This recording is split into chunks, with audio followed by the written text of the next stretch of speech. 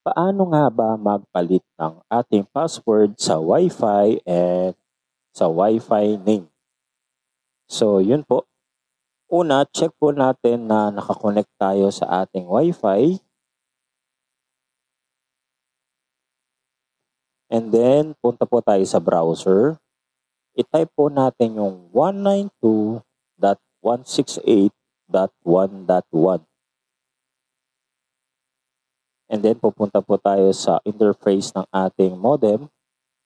Sa username po, ang username po natin is user, small letter lahat.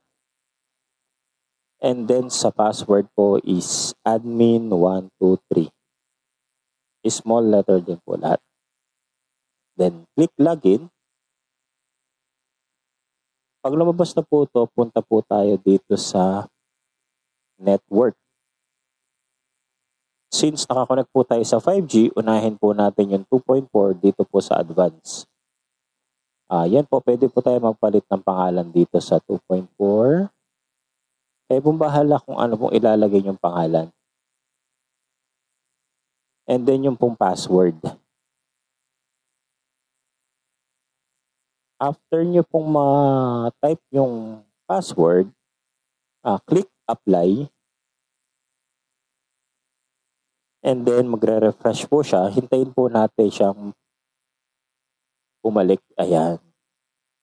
Punta naman po tayo sa 5G Advance.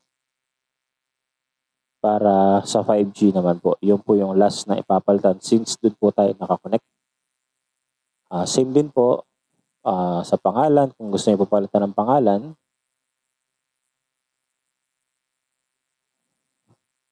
And then sa password. Pag napalitan na po yung password, click apply. And then automatic po kayo madi-disconnect sa ating Wi-Fi connection. So balik po tayo sa Wi-Fi connection. And then lumabas na po yung Wi-Fi.